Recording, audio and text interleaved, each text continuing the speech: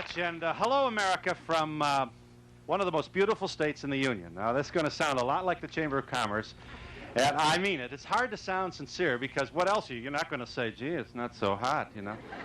But no kidding, everything they've told us about your state is true. The air is cleaner, the lakes are more pure, and so are the people, and so are the wonderful, shining faces that we have here in the Twin Cities of Minnesota.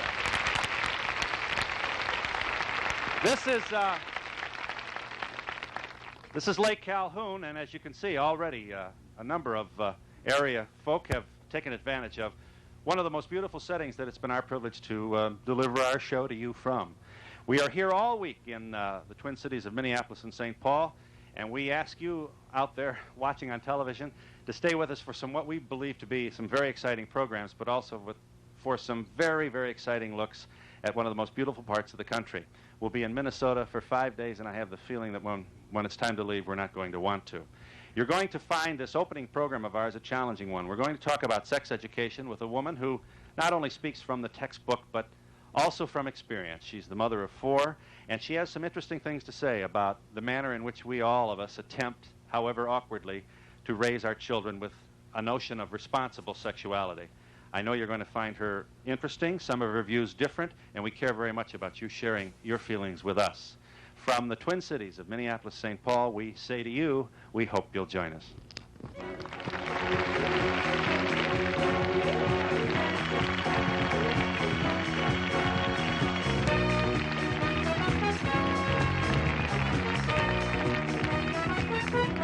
As soon as we get rid of this.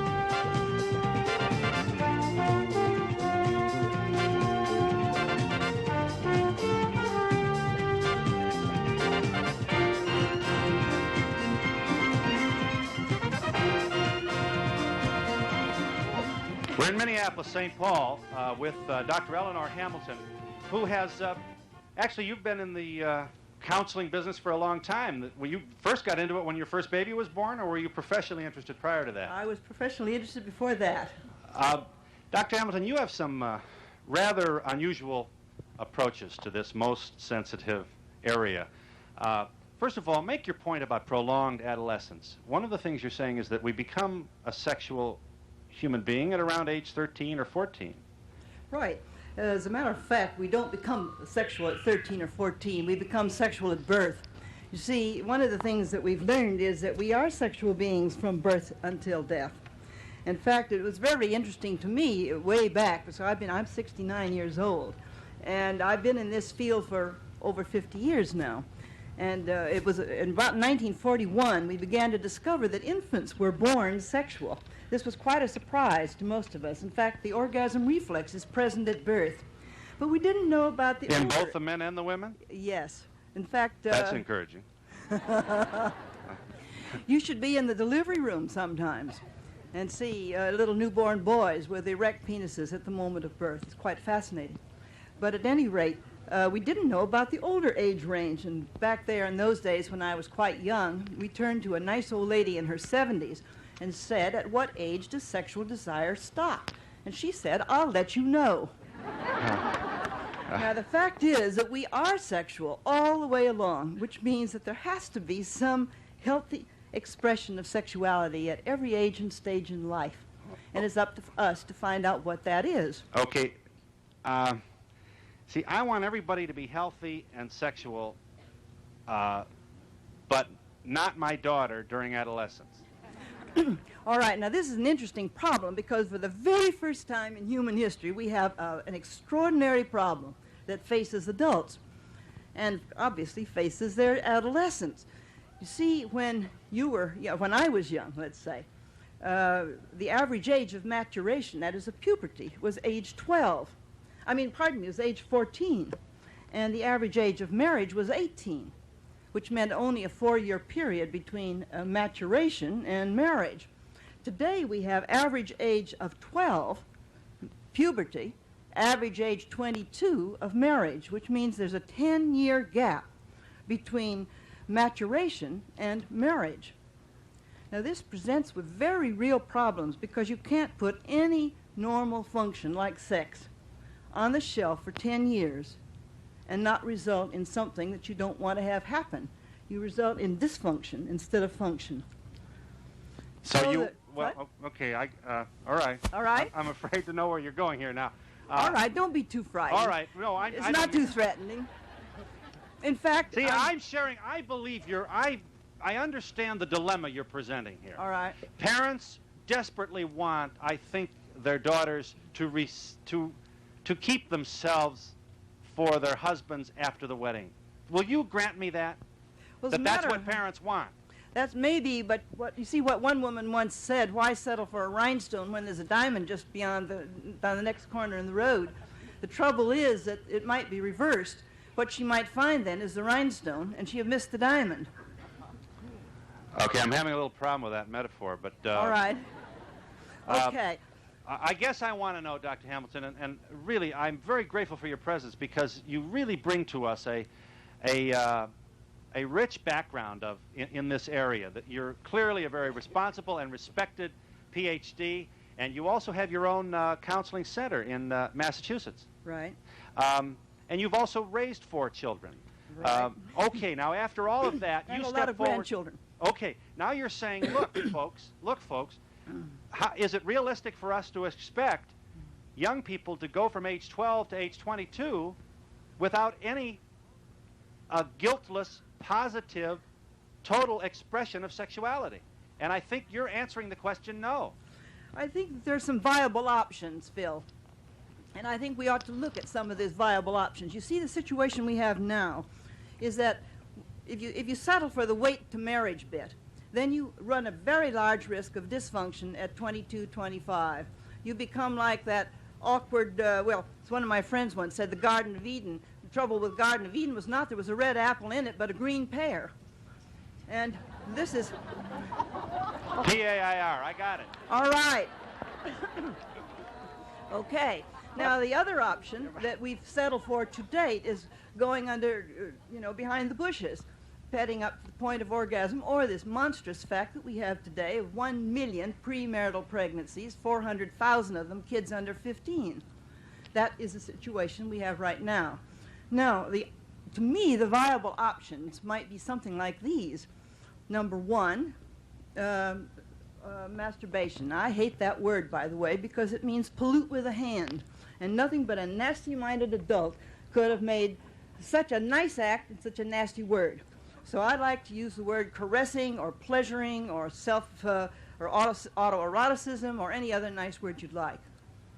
The other possibility is that we cheat kids of body contact. And we are dying for, all of us want body contact with another human being. That is, by the time a child goes to school at age 6, he pretty much gives up those back rubs at home, or mama putting her arm around him. And the only kind of body contact a teenager gets is either hostile or sex. And what they really crave is hugs and back rubs and hand rubs and foot rubs and intimacy. So I would say intimacy with body contact. Right. Then the third thing, which I think you may feel will send this group into hysterics, if I may mention it. Well, I bet you they won't be as hysterical about it. Well, let's find out. All right, let's see. I think that when the point comes when a couple really feel they are in love, that there is another form of sexuality that is far more preferable than the intercourse route, which is non-coital petting to orgasm. You see, what this does is it, number one, avoids pregnancy. Number two, avoids venereal disease. Number three, brings more satisfaction to the girl. And number four, teaches the boy to be a much better lover. Now, I think that this is one of the viable options that young people, before they are ready for intercourse, might well have. Okay, well, they're still here. I haven't yet gotten a tomato thrown at me either. One of the things you're saying is, whether we like it or not, sex is here. Whether we like it or not, there are young people who are reaching the full drive and flower and force of their sexuality at a time when the culture is saying, no, you don't, you better not. Sex is good, but save it to marriage. Right. We've also told the women that they somehow have a more important responsibility in this area. They must say no. If they don't say no, their guilt is greater. You also want us to recall that there are countless teenage pregnancies, young children being brought into the world without two parents, or perhaps into a circumstance that is not good for them, and also it's not good for the bodies of the women giving birth to these babies. I want to say something else, that 1/3 of every woman in this audience has had a premarital pregnancy, if you stand up to the statistics that we know nationally. Okay. And we're not going to ask those who have this. Okay. Yes. Yes. Well, our Diocese of the Catholic Church in Minnesota is starting now to start up a sex education program for the young people in our area. And I was just wondering if you have any, if you've written a book, or if you have any. Yes, she has, but it's not likely that the Archdiocese of... Yeah, I realize that. They're not going to... You know, as a matter of fact, the Archdiocese might not feel so badly about that. In a curious way, there's a conservatism in my book, because I do say that young people are not ready for intercourse. And I think the Catholic Church's stance has changed tremendously over the last 10 years. What do you think? You're a parent, obviously. Yes, and I have a 14-year-old daughter. And, you know, I recognize the problem between both ways, but I'm still, you know, I realize the statistics, and I would like my daughter to be a virgin. But on the other hand, you know... Well, you just keep her in the basement. That's the only thing. Now, I know these are dumb questions, but give me an age. What age do you want your daughter to get married? Well, Name a number. Okay, I have thought of this, and I was married when I was 20. But I would like my daughter to be older. Oh, how old? 25. All right, now here's my next question. Is it realistic to expect your daughter... I know, it's not realistic. Well, then, what are we going to do? She's wonderful. I don't know. That's it. I have no answers, but I just have no answers. Anybody else? I'm a little confused about what Dr. Hamilton means as far as teenagers, like when you're 12 or 13, start developing feelings that you relate as love. And I remember when the first time I was in love, and... How old were you? Like 13, probably. And I was sure that this was the one. We passed notes in the hall and all this. Yeah, and are you advocating then that when young teenagers who are sexual by that time reach these feelings, that the parents suggest they get together and I mean, in order to prolong, the back seat of the car in intercourse, are you suggesting that they get together in some secluded spot or else in the living room and caress each other and bring each other to the point of sexual fulfillment? Or I don't quite understand. All right. Now, the back seat of a car is one of the most dangerous places. And certainly the living room is too public. I am suggesting that, first place, you don't have to advocate this. All you have to do is to let your teenage youngster, when the time is ripe, and you begin to see that they are caring a great deal for another human being, is to, give them the privacy of their own room. Everyone needs the privacy of their own room. Well, we just lost them. It's very interesting. Well, let her make her point. You see, it's very interesting.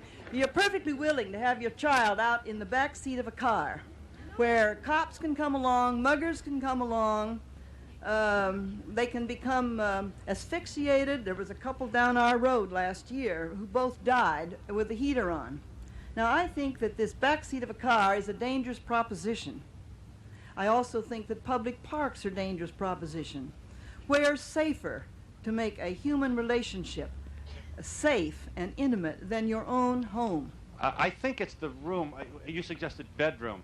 You know, it'll be a lot easier maybe to accept if you said the family room or the den. Or, All right, fine. I'll right? settle for that. In other words, it's the presence of the bed that would, you know, I'd be sitting there. I wouldn't be able to watch TV. I wouldn't be able to read the paper.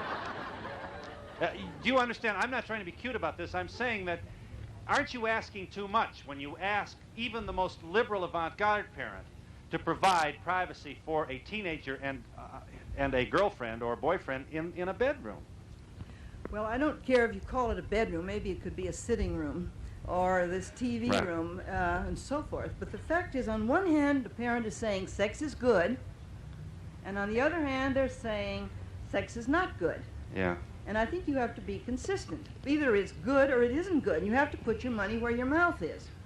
Now, is 13 the age? I mean, does 12 and 13, I mean, what are they going to be doing at 15 then? I think at 12 and 13, you're not going to find that most of them want anything like intercourse. What they're wanting is hugging. They're wanting hand-holding and intimacy, a chance to talk with each other and hug each other. And, But you're suggesting this at 12 and 13, so it's going to become aware to them. They might not even, I mean, it might be a question of, well, I wonder what it is, but if you tell them, they're going to be exploring farther, don't you think? I think it's very important that boys and girls, but particularly boys, get brainwashed early that the ultimate in sex is not to put it in. You see, I think most men have had that indoctrination. You know, there are women who complain often on our show about being married to men who cannot be hugged Right. without them thinking that this must be it, you know. Right. You know what I mean? A woman stood up on our... So that would be one of the bonuses, apparently, from the ideas that you're sharing with us, that not every hug should necessarily lead to fireworks in the 4th Right. of July. I've got a break here. They're upset, all right? We're in Minneapolis, St. Paul with Dr. Eleanor Hamilton. We'll be back in just a moment.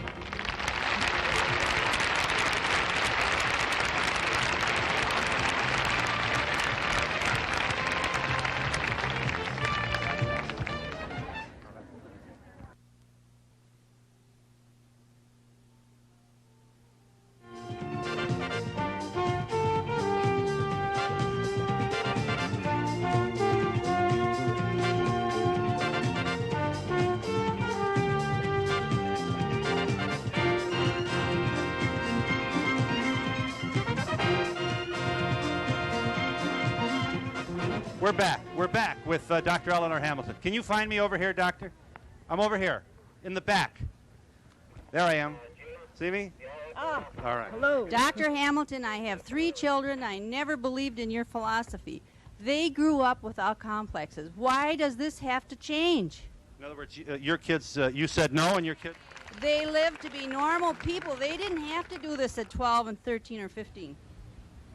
I think you must have done something very right in your household. You were lucky that they did. I'm sure that a lot of my generation did it. I think a great many did in your generation, but about 80% did not, because my profession as a marriage counselor, and I've seen maybe several thousands now of people in my office, and so frequently, let me tell you what has changed in the last 20 years in my profession. I'm a marriage counselor and also sex therapist.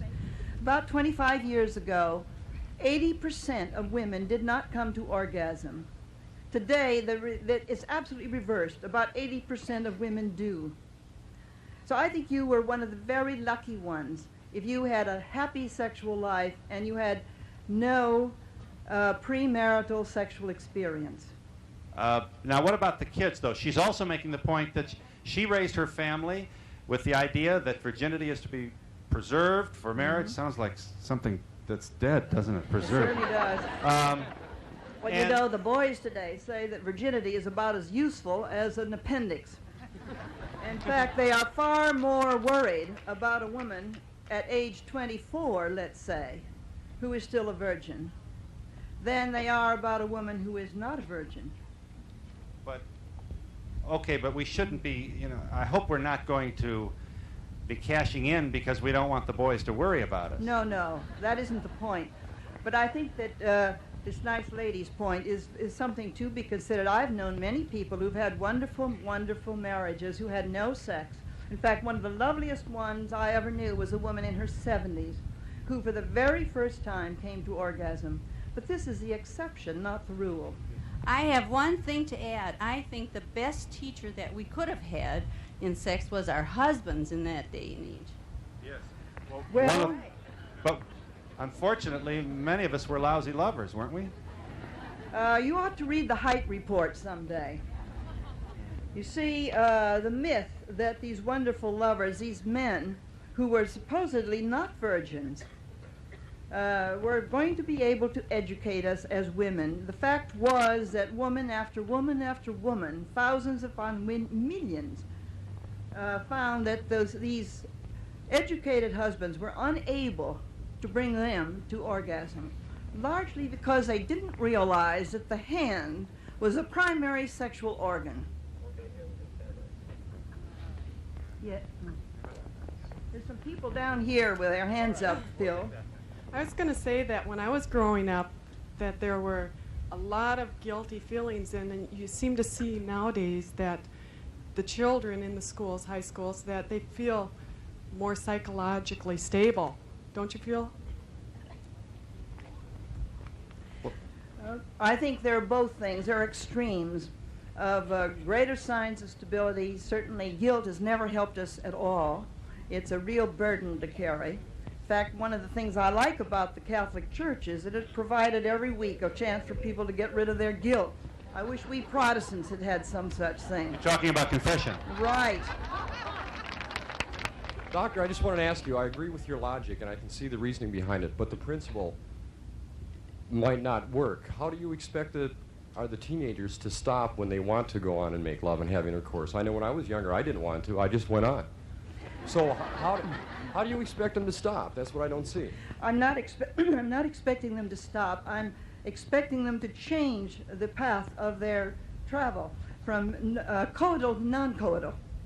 You see, I think that the woman will have a more satisfying sexual experience if she has comes to orgasm by the manual route. That is, if a man pets her to orgasm.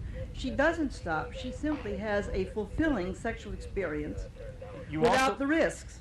You also feel that most young people think of sex as intercourse. Right. So the first thing we have to do is to disabuse young people of this notion that intercourse is only one episode in the whole spectrum of wonderful sexual experiences. You don't want to forbid sex, you want to control it. That's right. Right. We want to control its direction so that it's more fulfilling, not less. You see, the average girl who goes into intercourse at age 15, she's very unlikely to come to orgasm. It's likely to be a very unsatisfactory experience for her. I feel that we've always had sex education in the schools, only it's been on the playground and in the locker rooms. And I totally disagree that we ought to teach healthy releases, such as petting. I go along with that. I'm sorry, I'm confused. What do you go along with? I go along with the fact, teach them healthy, different ways to have sex. You support her position. I support her position. Because the locker room and the playground was not a very good school. Well, that's not a good school. You're getting the wrong ideas. Why not bring it into the classroom and teach the right things? Teach them healthy ways to release themselves and have fulfillment. And maybe we'd see less pregnancy if we were educated. You see, You seem to be so concerned with teenagers' fulfillment. Why can't we just teach young marrieds? good for you. It's what I spend most of my life doing, as a matter of fact. I think that every man I've ever talked to wants to be a good lover. And he needs to know that his hand is a far more effective organ of stimulation to his woman than his penis.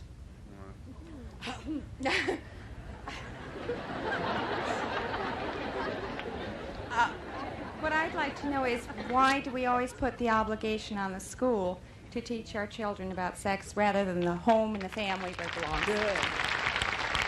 Good for you. Yes. I heard a psychologist say once that boys and young men play at sex to get love, and girls and young women play at love to get I'm sorry, the opposite. The opposite. Boys play at love to get sex, and girls and young women play at sex to get love. Isn't that a shame if that's true? I mean, we're all of us. I mean, how do you feel about that? Well, I think that possibly that's the way it's been in the past, but it shouldn't be anymore in this enlightened age. Yeah. How do you feel about this whole idea? I want to know if she thinks that we should teach boy children different than girl children for any reason, because I think they are different in a lot of their emotions. They maybe shouldn't be, but they are. They are far more alike than they are different, actually. And when we are educating young people today, very much the same kind of education can go on. By the way, David Mace is the one who made that wonderful statement that girls give sex to get love and boys give love to get sex. And to some extent this has been true, and I hope it will not be true, because it really bastardizes the whole concept of love and disillusions. Back here. I just want you to elaborate on what you meant by sexual dysfunction, and if you have any facts and studies to prove this. How do you feel about the statement? I don't really know what to say about it. The whole suggestion is that especially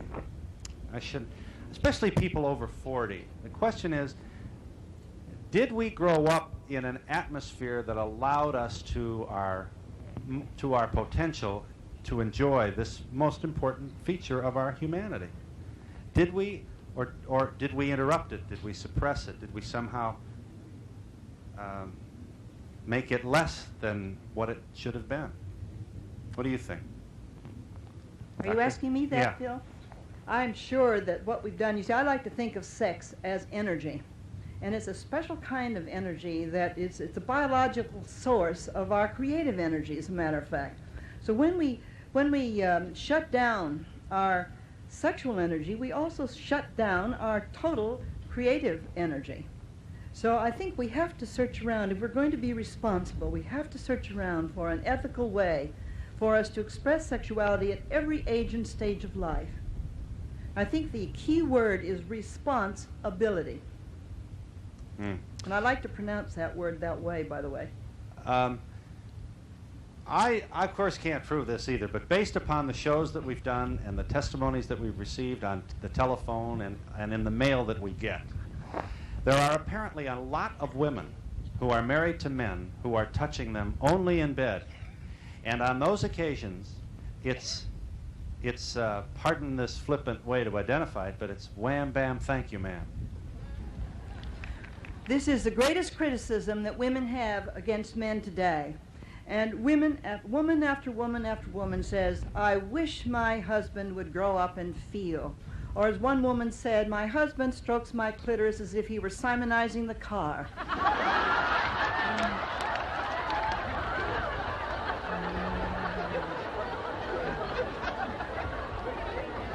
We're in Minneapolis, St. Paul, and we'll be back.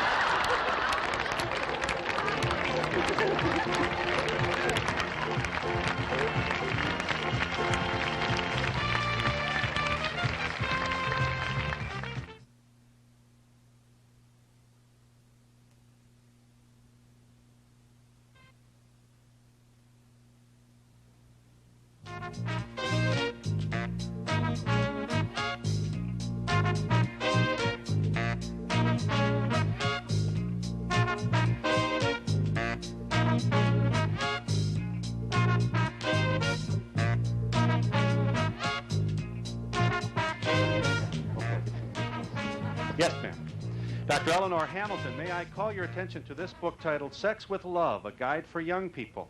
Herein contained Dr. Hamilton's observations about our culture, about the fact, if you joined us late, that adolescence really has been so prolonged in this culture, with young women and men, should say young adults, really feeling those, well, how do I want to put this, becoming sexual human beings, or at least candidates for expressing sexuality, at age 12, 13, 14, and then not marrying till 24 or 25. If we don't think it's realistic for them to be celibate through that period, then what are the other options?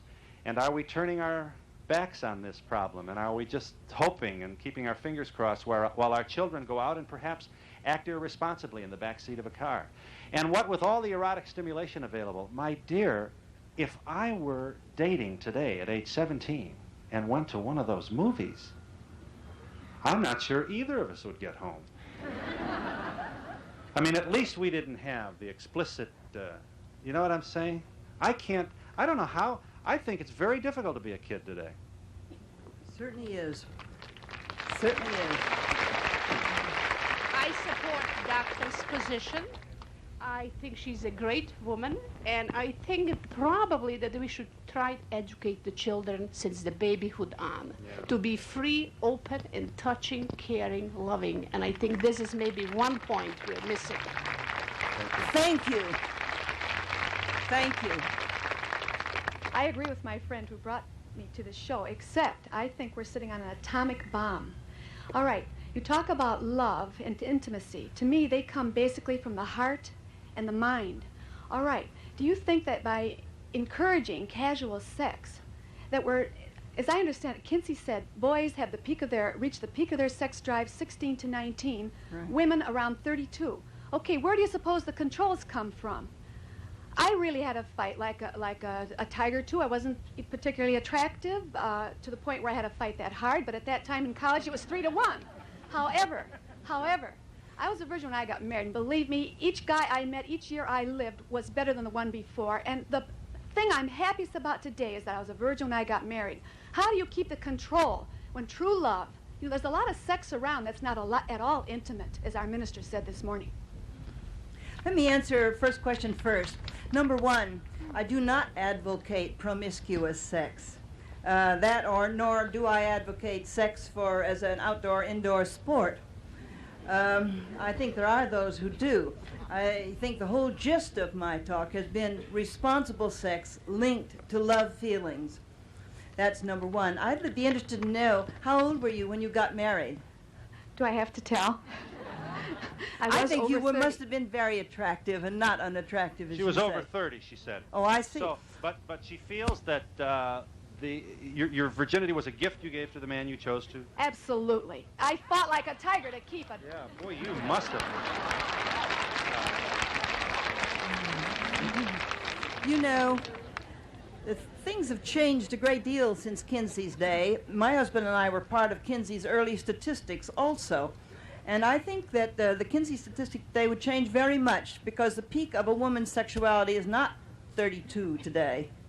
It's very, very much younger. In fact, we're learning that women are the true sexual athletes of the sexes. Wow. What do you mean? You mean because they're multi-orgasmic? Well, so are men, which is you see, most men have thought that they were not multi-orgasmic. We're discovering today that men also are multi-orgasmic. But women are multi-orgasmic, certainly. I'd like you to know that I do respect and appreciate what you're saying. I don't have children of my own. I do feel a lot of fear in hearing what you're saying, because most of what I had around my own sexual education, brought fear. Of course. What I'm curious about, though, is you're talking about control. And when you talk about teaching young adolescents or young adults to use non-intercourse means to achieve orgasm, how do you see that as a control? It seems to me that it would only lead to the act of intercourse. That is a mistaken notion. That really is a myth. We think that is so, but it isn't so. In other words, if a person comes to orgasm by whatever route, that person feels satisfied. And it's intimacy and completion that is satisfying. And it's the culture that told us It's the culture that tells us that. And if we could change that brainwashing that boys get, that the only satisfying sexual act is to put it in, I think we would already have made a tremendous stand. I would like to ask about the small children. I think touch is so important, and I'm a school teacher. We touch our children all the time. If I was a high school teacher and touched that big, handsome 6-foot fellow, I'd be in trouble. That's just the trouble, isn't it? You see, I think we've got to release some of these inhibitions on teachers and of older people. We do need contact. I appreciated it when Phil put his arm around me as we came up. We've only met today, and yet I was encouraged and felt good when he had the warmth to put his arm around me. It gave me strength and courage to face this audience today.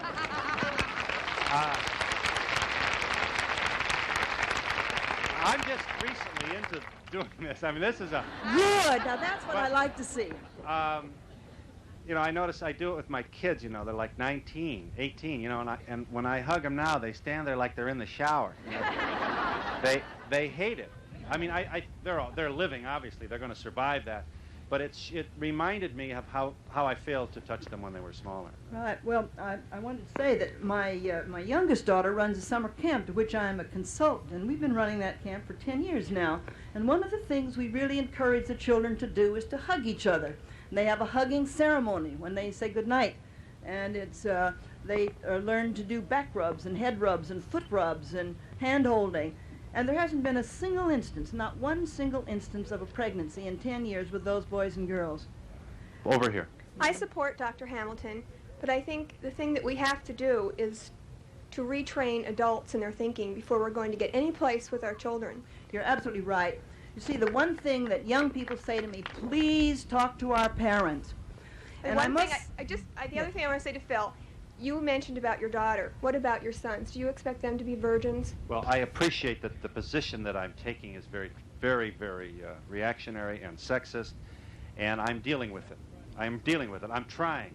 I just have to be honest with you and say that I want all of my kids to be responsible, to behave responsibly. I certainly don't want...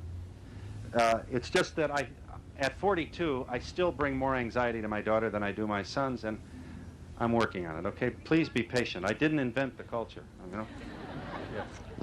So little time. Okay. I feel that there are too many biological parents and not enough parents who recognize symptoms in their children. If our children had a cold, we'd give them a medicine at the time the cold is, and if we recognize kids on the shelf from 12 to 22, and if they need precautions, they should get them from a clinic so they can go ahead and have their needs taken care of. You want high schoolers to be able to get contraceptive? Yes. All right. Yes. I'd rather do that than have illegitimate children. I know, but a lot of people feel to provide it is to give them permission. Well, you know what I mean? Yeah, I realize that. But Well, I think that if we have young college people who are really interested in each other, that instead of having unwanted children, we should provide them with contraception. Right. I'd like to talk back to the woman who said she was fearful, that she liked this idea, but that something got her right in here. It was scary. And I must say that pleasure anxiety is one of the deepest fears that any of us have. We're more afraid of pleasure than we are of pain. And this happens very, very early in our lives. I think that fear of pleasure happens in the crib before we're 6 months of age. Did John Calvin cause all this? I think he, well, an awful thing happened to America. We were inundated with Calvin form of Protestantism and the Kelly brand of Catholicism, and I've forgotten who the Jewish one was. So, but they all hit America at the same time, and we're still reeling from our Puritanism. In other words, that any pleasure is a sin. And to reconcile these two things, happiness, joyousness, lovingness, we want it, we say yes, we want it, and we're scared to death when it happens. And we'll be back at Minneapolis, St. Paul with Dr. Hamilton in just a moment.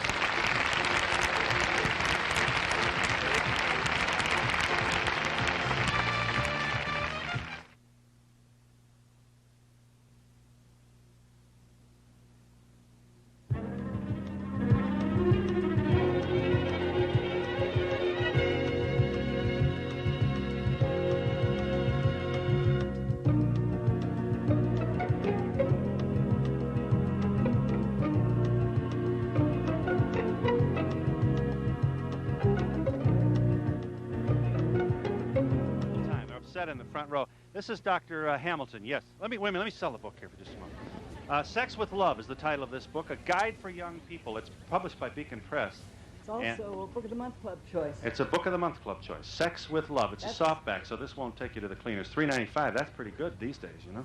Yes. Yeah, I was going to ask you, what age do you think that the parents should actually sit down and explain everything to their children about sex? What age do you think? Just take a guess. I think before they get in junior high, really, because I think it really starts. Well, let me tell you, when my 2.5-year-old son was being lifted out of the bathtub one night, and he had a very considerable erection, he looked down at his penis and he said, "Mommy, I've touched myself all over. Why is it that when I touch myself there, it feels the best of all?" And I said, "That's a great discovery. You're going to have a lot of fun with that in your day." And then I was able to tell him about what happens. So I think that actually it's from birth right on. Do we discuss this with our children, that we're going to be allowing them the freedom of, like, the family room or the den to do this? And when do we do this? Do we wait till they bring home a boyfriend and then do this? My daughter's 5 years old, and she's already bringing home boys. That, incidentally, at age 5 is one of the first big ages of sexual interest in the opposite sex. I don't think you have to tell them that. I think your total attitude is that they have the right to privacy, just as you have a right to privacy. And if this permeates your household, that when you go into a room and close the door, you would like to be there by yourself and can be trusted to be there. Now, if things are really open between you and your children, you don't have to say, "Now, dear, you can go into the room, close the door, and make love to your boyfriend." You don't have to do that. Over here, Doctor. Between the movies and the magazines and all the porno, I don't think there's a thing that I could teach my kids. They could probably sit me down and tell me. But you know, I don't know whether a dirty movie is necessarily that healthy or instructive. But I think they'd laugh me out if I sat down and tried to explain something to them. I see. And Yeah. Do you understand her point? You know, she feels there's nothing that she can say to her kids in this very open culture. You know what you can do? You can start telling them about your own feelings. Instead of trying to educate them, you can explain what some of your feelings are, and I think they'll listen. If you go ahead and tell these kids, okay, you go ahead and experiment like this, you're telling us nothing's going to happen. What about the curiosity of what it's going to be like to have sexual intercourse? How are you going to stop that? But don't we have that now? Yeah, but she's saying if we go ahead and let them go in their own room with their friends and stuff and carry on petting, they're still going to have that curiosity of what sexual intercourse is. All right, surely. Is anything wrong with curiosity?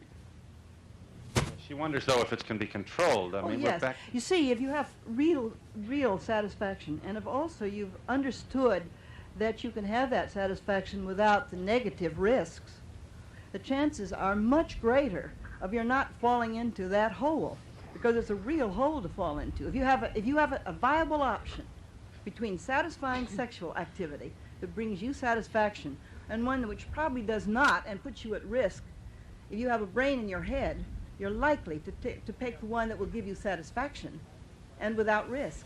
Yeah, over here. I guess I'm still a little bit confused as to exactly what you're trying to get to, but I consider myself lucky, now that I've thought about it, that I've had parents that explained sex to me very young. I didn't go into it when I was 12 or 15 or anything in there, and they didn't lock me in a room with anybody and let us go at it, so we could release our sexual tensions. You know, I waited. My mom and dad didn't have unrealistic viewpoints, thinking that I was going to be a virgin when I got married. How old were you when you got married? I'm not married. Oh. I just want to say I'm not really sure I agree with everything you're saying. If you think, you seem to feel there are problems, you know, that it's needed, that kids that young In other words, age- you're not suffering, so to speak. No, not at all. Yes.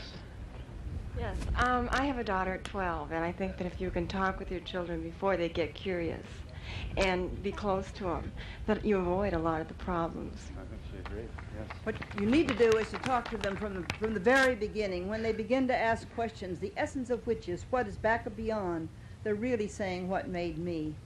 And this is the time to, all along the way, talk to them. Yes. I feel that Dr. Hamilton's solution causes problems also, and with 3 daughters of my own, I worry about this philosophy, and I don't think any parent can picture their child having sexual intercourse any more than a child can picture their parent having it. Right.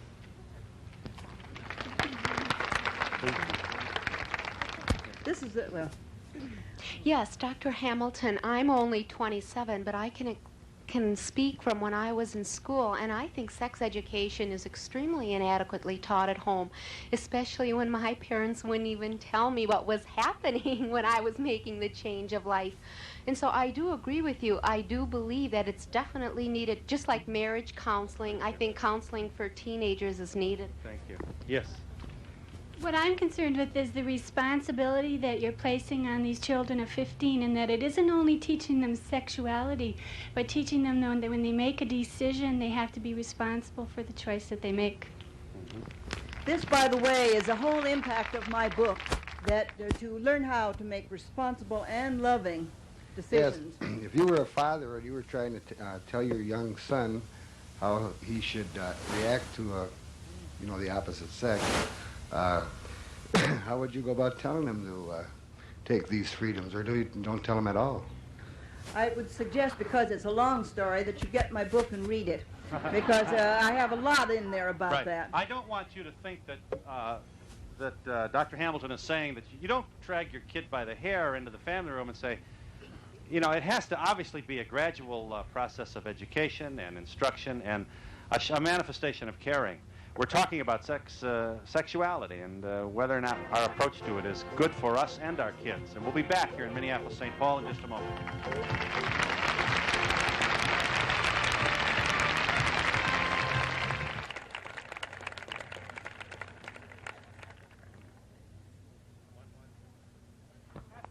Phil.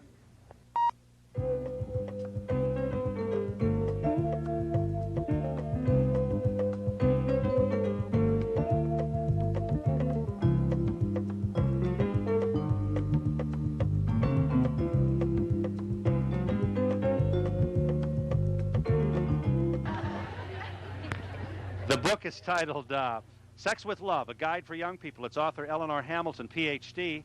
Dr. Hamilton has already established that you are about to begin your 70th year. You are widowed, and you have 4 children.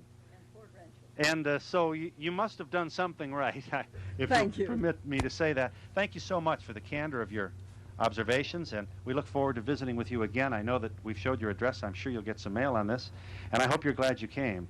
I'm very glad I came. Thank you very much, Dr. Hamilton. To you folks from Minneapolis, St. Paul, thanks very much. You made us all feel like a big act. We're going to have a great time here this week. Goodbye, everybody, from Minnesota.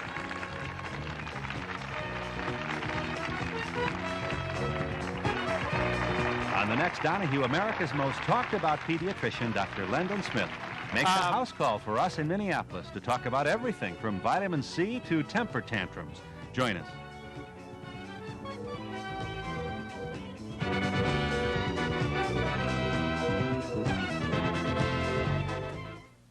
While in Minneapolis, accommodations for the Donahue staff and guests have been provided by the Minneapolis-St. Paul Registry, offering both ultra-modern luxury and old-fashioned hospitality.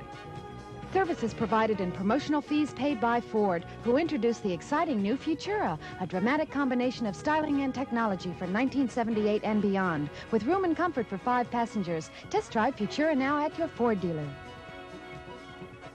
Some guests of the Donahue Show receive a gift certificate for True Value hardware stores who combine value and personal service in over 5,000 locations nationwide.